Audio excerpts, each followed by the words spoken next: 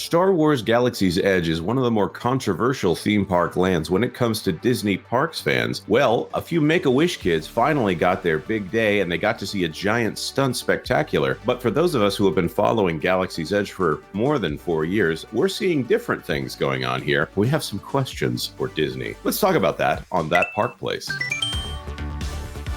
Hello, I am Jonas J. Campbell, an investigative reporter for That Park Place, and here with me is my Wookiee co-pilot, Mr. VashSky. Vash, you doing all right today? Bright suns to you, by the way. Oh, bright suns to you, good sir. Very much appreciate it. No. Just, I was so excited when I saw the footage of all this stuff. I was like, man, I had to bust out the lightsaber and really kind of, take it all in. But Jonas, I'm reminded...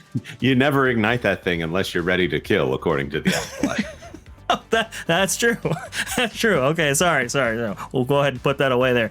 But Jonas, when I see these things, I am reminded of the genesis, the origins of Galaxy's Edge, and then this whole thing takes on a different turn. But we'll get there. Let's talk about the good part. See, this is something that we were already talking about, discussing this story here, and I didn't want to be negative about it, but then we talked about it more, and we realized there's something here where Disney is hiding the ball. Okay, first of all, I want to say this is a very good thing for all of these kids. If these are the Make-A-Wish kids, I'm glad for them to get this amazing moment here. Disneyland hosts Make-A-Wish multi-day Star Wars adventure grand finale to be held tonight. I believe that was actually yesterday. Interesting timing there as far as all that is concerned.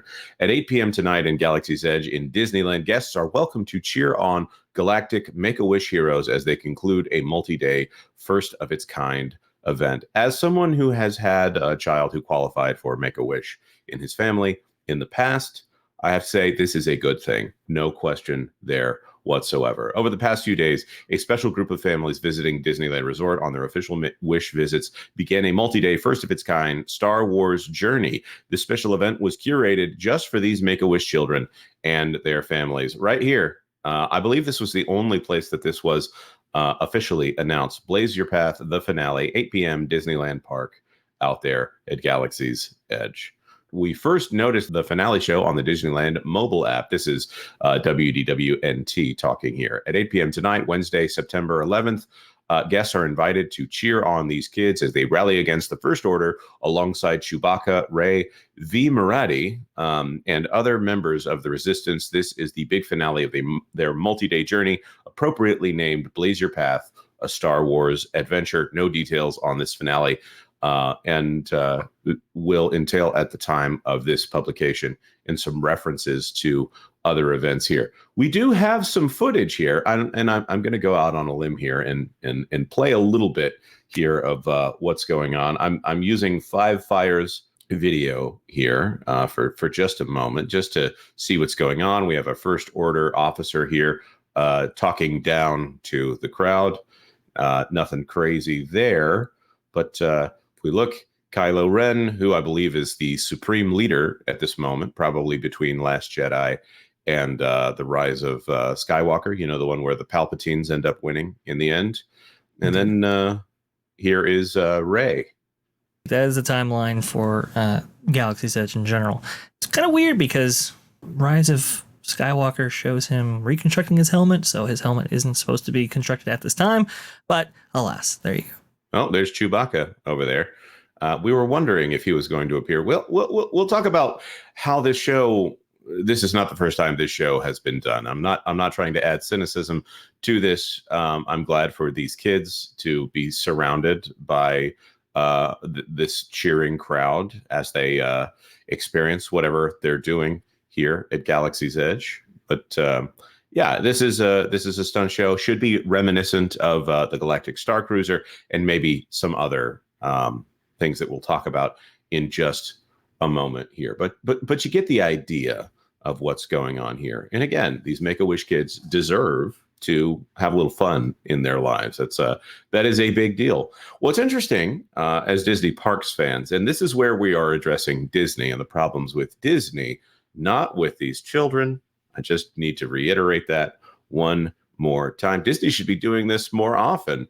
In fact, we talk about that blue sky that Disney is always pointing to. Vash, would you bring up the original concept art for Galaxy's Edge and see if we see anything familiar here? Absolutely, 100%. This comes from blog Mickey right here. Expectations versus reality concept art for Star Wars Galaxy's Edge compared to what was actually built. This actually came out by Mike in August 29th of 2020. If we scroll down all the way down here, we can get to that lovely bit of concept art that Disney shared with us in the lead up to the opening of Galaxy's Edge. You can see right here. Do you see it? Do you see it right there? We've got a battle between two lightsaber wielders taking place on top of the rooftop right there. And if we keep scrolling down, we can see, going back to the nighttime concept art we saw above, we can see a battle taking place on the rooftop between what appears to be a dark side character and a light side character. If the lightsaber blade colors are anything to go by, of course, adding a bit of flavor to the piece of the concept art doesn't necessarily confirm the entertainment aspect of the land. For that confirmation, we go back to Star Wars Celebration 2017. When showing a clip of a stunt workshop that the Imagineering team had put together, Wendy Anderson, creative director at Walt Disney Imagineering, talked about, quote, using the rooftops and ladders to bring the action to you.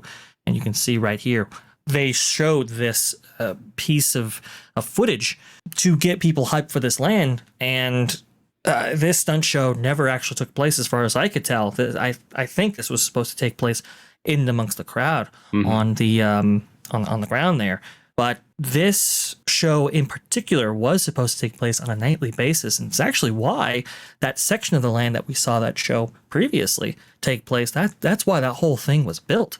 You can see this comes from Attractions magazine right here, what this show was supposed to look like. Now, this was only ever played for the media, I believe maybe 3 or 4 times, I want to say, total.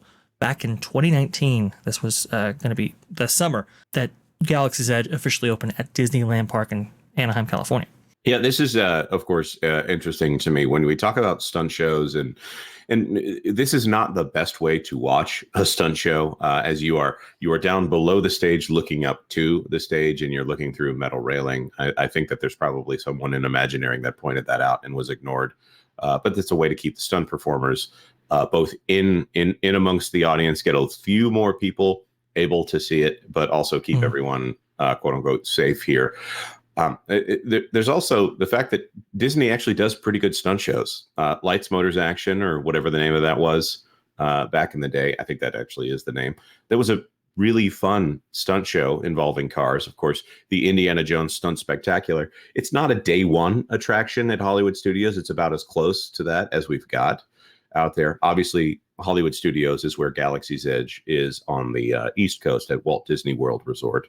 But if they actually did a show on the caliber of Indiana Jones Stunt Spectacular, using even Kylo Ren, even Rey Skywalker, Rey Palpatine, whatever her name ends up being according to your own headcanon, I think that would be an excellent addition to this land that only has 2 attractions in it, essentially, other than this ambiance. The ambiance, or stunt shows, or whatever you want to call it, is the part of this land that never ended up actually happening. This was supposed to be the draw of the land. It was supposed to be alive, and they didn't end up doing that. The Jenny Nicholson videos come to mind, where you're supposed to have a data pad and you go around and you do all the things in the land, and it's supposed to unlock things and unlock adventures. There's supposed to be things going on.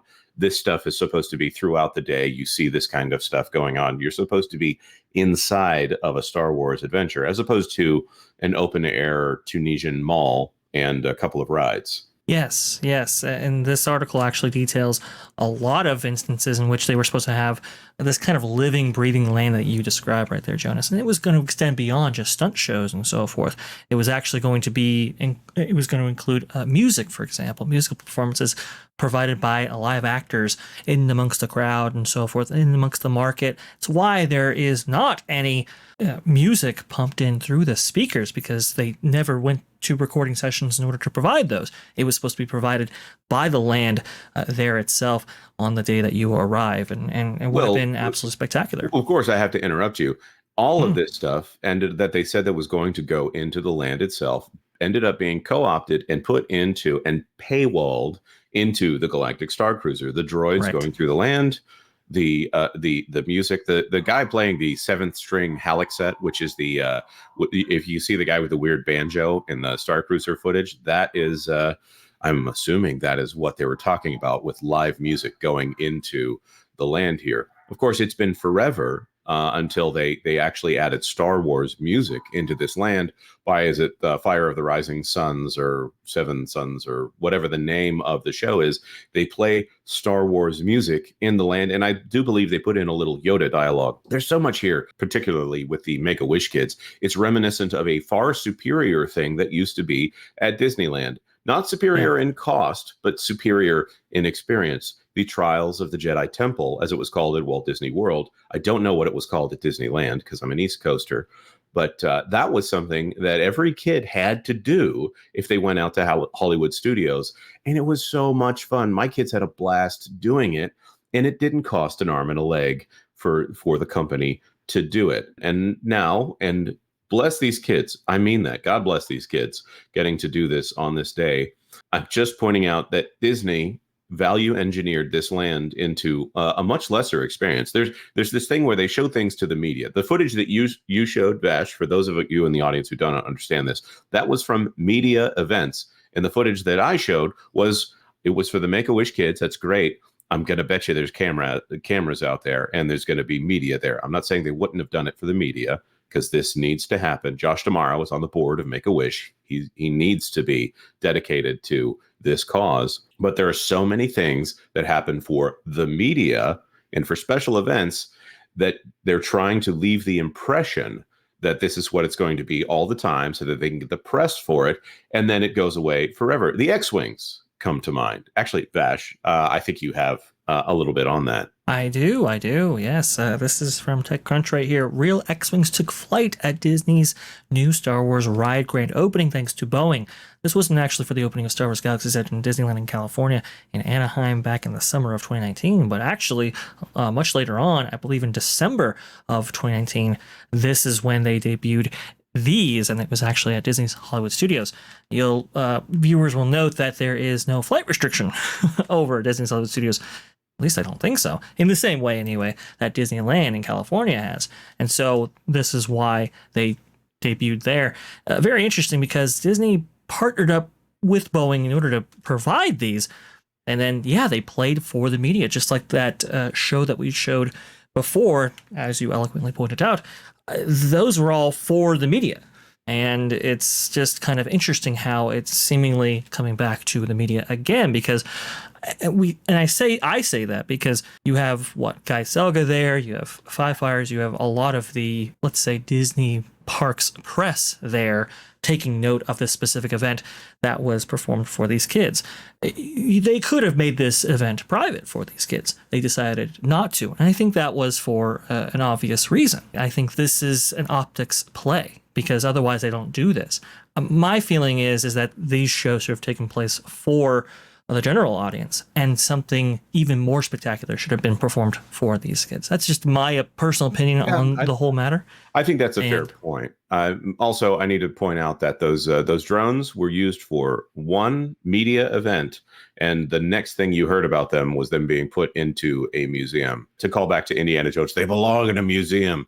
Right.